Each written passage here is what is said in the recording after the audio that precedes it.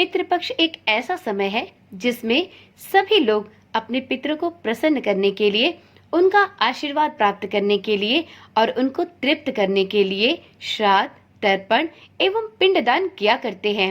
ऐसी मान्यता है कि पितृपक्ष के इन 16 दिनों में यदि आप अपने पितरों का आशीर्वाद प्राप्त करना चाहते हैं तो इन 16 दिनों में आपको अपने पितरों के निमित्त तर्पण, श्राद्ध कर्म और पिंडदान अवश्य करना चाहिए। उनके लिए विशेष प्रकार के भोग तैयार करके मध्याह्न के समय उनका आह्वान करके उन्हें भोजन कराना चाहिए और पंचबलि भी अवश्य निकालनी चाहिए। पितृपक्ष के इन दिनों में गरुड़ पुराण के साथ साथ पितृपक्ष से संबंधित अनेक पौराणिक लोक गाथाएं सुनी जाती हैं। तो आज इस वीडियो के माध्यम से हम सभी श्राद्ध पक्ष की एक बहुत ही पौराणिक और प्रचलित धोताबाई की कहानी सुनेंगे। ओम नमः शिवाय, जय श्री कृष्णा। आप सभी का सनातन धर्मसार चैनल पर बहुत बहुत स्वागत है। मित्रों, चलिए आज की वीडियो में सुनते हैं पितृपक्ष की धोताबाई की एक पौराणिक कथा। एक समय की बात है, किसी नगर में एक सेठ सेठानी रहते थे। उनके एक बेटा और एक बेटी थी। बेटी का नाम धोताबाई था। उन दोनों का विवाह सेठ और सेठानी ने बहुत धूमधाम से किया था। घर में खूब धन दौलत थी। एक दिन सेठ और सेठानी की मृत्यु हो गई। धोताबाई विधवा हो चुकी थी और अपने भाई के घर में ही उसने शरण लिया हुआ था। इस बात से उसकी भाभी बहुत नाराज रहती थी। ऐसे ही पितृपक्ष आया तो भाई ने बोला, मैं पितरों के तर्पण और पिंडदान के लिए हरिद्वार जा रहा हूँ। तुम मेरे जाने के बाद मेरी बहन को भली प्रकार से रखना और इन पितृपक्ष के 15 दिनों तक उसे अच्छे से भोजन करवा देना।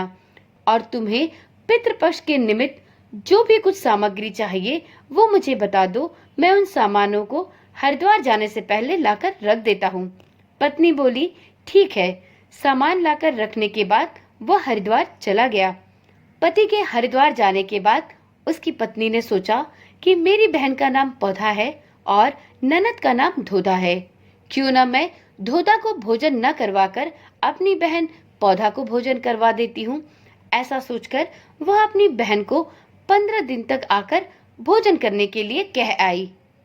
पितृपक्ष में अपनी बहन को भोजन का न्योता देकर उसने अपनी ननद को घर से बाहर निकाल दिया और बाहर खेत में ननद और उसके बच्चों के लिए एक झोपड़ी डलवा दी।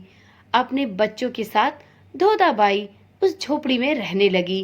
किसी तरह उसकी गुजर बसर होने लगी। सुबह शाम वह धोधा को घर का काम करने के लिए बुला लेती थी। धोधा भाई के घर जाकर उसके घर का सारा काम कराती थी। धोधाबाई लकड़ी की भारी लेने रोज जंगल जाया करती थी।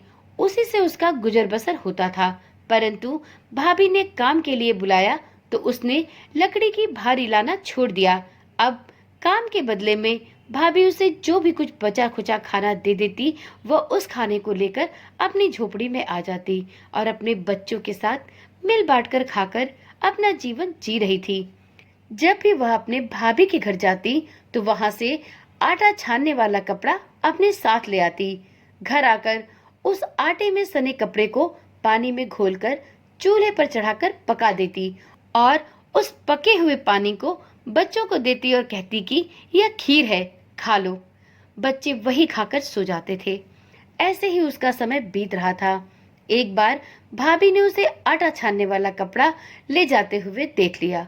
फिर क्या था, भाभी धोधा से बोली, बाई जी, आटा छानने का कपड़ा कहाँ ले जाती हो? इसे यहीं छोड़कर जाया करो। धोधा ने कहा कि ठीक है भाभी। उस दिन भाभी ने उसे बचा खुचा भोजन भी नहीं दिया। भाभी बोली, कल आपकी माँ का श्राद्ध है, बिना बुलाए तो आना मत। हाँ, यदि आंगन में लगा ये पीपल का पेड़ अपनी जगह से हिले तो जरूर आ जाना। यह सुनकर धोधा बहुत दुखी हुई और रोती रोती अपने झोपड़े में चली गई। घर पहुंची तो बच्चे बोले, माँ बहुत भूख लगी है, कुछ खाने को दो। वह बच्चों से बोली कि बेटा, आज हम सबका उपवास है, इसलिए आज खाना नहीं खाना है और आज हम सभी को उपवास करके भूखे ही सोना है। अगले दिन बच्चे अपनी माँ से बोले कि माँ, मामी ने कहा था कि आज नानी का श्राद्ध है तो चलो वहां चलते हैं। तो धोधा बोली कि बेटा, मामी ने कहा था कि आंगन में लगा पीपल का पेड़ अगर अपनी जगह से हिले तो आ जाना। अब तुम ही बताओ मेरे बच्चों, क्या कभी पेड़ भी हिलता है? अरे पत्ते हिलते हैं, टहनियां हिलती हैं, पर कभी पेड़ को भी हिलते देखा है? उसने अपने बच्चों को अच्छी प्रकार से समझाया कि किसी के घर भी बिना बुलाए नहीं जाना चाहिए। शाम हुई तो उसके भतीजे आए और बोले, बुआ, माँ ने भोजन भेजा है। उसने देखा कि भोजन के नाम पर 2 सूखी रोटियों के ऊपर थोड़े से चावल रखे थे। यह देखकर उसे बहुत क्रोध आया और अपने बच्चों से वह बोली कि इसे झोपड़ी के ऊपर फेंक दो, और वह भूखे ही अपने बच्चों को लेकर सो गई।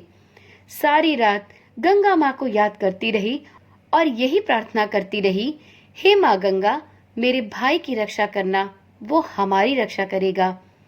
अगले दिन फिर भाभी आई और बोली, बाई जी, कल तुम्हारे पिताजी का श्राद्ध है, बिना बुलाए मत आना, लेकिन आंगन में लगा पीपल का पेड़ हिले तो जरूर आ जाना। अगले दिन भी वे भाभी के घर भोजन लेने नहीं गई। शाम को फिर उसके भतीजे आए और 2 सूखी रोटियां चावल के साथ दे गए। उसने फिर वह रोटी और चावल झोपड़ी के ऊपर फिकवा दी और भूखे ही बच्चों को लेकर उस दिन भी सो गई और सारी रात रोती रही। माँ गंगा से यही प्रार्थना करती रही कि हे माँ गंगा, मेरे भाई की रक्षा करना, वो हमारी रक्षा करेगा। इस तरह पितृपक्ष के 16 दिन बीत गए। उसका भाई जब हरिद्वार से वापस आया तो उसने देखा कि उसके घर के आंगन में कीचड़ ही कीचड़ भरा हुआ है। उसने अपनी पत्नी से कौतूहलवश पूछा कि इतना कीचड़ कहाँ से आया? मेरी बहन और भांजे कहाँ हैं? तो उसकी पत्नी बोली, श्राद्ध के पूरे 16 दिनों तक मैंने तुम्हारी बहन और भांजों के पैर कच्चे दूध से धोए हैं, इसलिए यहाँ इतना कीचड़ जमा हो गया है। तुम्हारे पीछे से मैंने उनकी खूब सेवा की, खीर पूड़ी खिलाई, फिर भी वह मुझसे क्रोधित होकर एक खेत में झोपड़ी डालकर रह रहे हैं। भाई यह सुनकर खेत पर पहुंचा तो वह देखता है कि वहां पर तो कोई झोपड़ी नहीं है। हाँ, वहां पर एक आलीशान महल जरूर दिखा, जिसके आंगन में उसके भतीजे खेल रहे थे। उसने जाकर अपनी बहन से पूछा कि बहन, यह सब क्या है? तुम मेरा घर छोड़कर यहाँ कैसे आ गई? तब बहन ने अपने भाई को सारी बात बताई और बोली, भैया, जो तुम्हारे आंगन में कीचड़ है वो कच्चे दूध से नहीं, बल्कि भाभी के व्यवहार से, जो मैं दिन रात रोती थी, उन आंसुओं के पानी से कीचड़ हुए हैं। माता पिता के श्राद्ध पर भाभी ने कहा कि पीपल का पेड़ हिले तो आ जाना। अब तुम ही बताओ भैया, क्या पीपल का पेड़ भी कभी हिलता है? इसलिए हम भी बिना बुलाए नहीं गए। ना तो पीपल का पेड़ हिला और ना ही भाभी ने हमें अपने घर भोजन कराया। हाँ, शाम को उन्होंने 2 रोटी और चावल भिजवाए, जिसे मैंने गुस्से में झोपड़ी के ऊपर फेंक दिया था। भैया, माता पिता के आशीर्वाद तुम्हारे साथ और गंगा मैया की कृपा से ये सूखी रोटियां सोने में और चावल हीरे मोतियों में बदल गए, जिसके प्रभाव से आज यह सब कुछ मेरे पास हो गया। भाई ने अपनी बहन से अपनी पत्नी की गलती की माफी मांगी। भाई ने धोधाबाई से घर लौटकर चलने को कहा तो धोधाबाई बोली, भैया, गंगा मैया ने तुम्हारी रक्षा की, तुम हमारी रक्षा करोगे, लेकिन अब हम यहीं रहेंगे।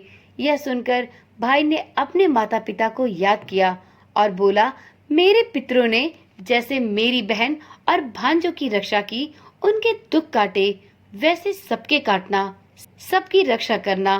कहानी को कहने वाले, सुनने वाले और हुंकार भरने वाले सब पर अपनी कृपा बनाए रखना।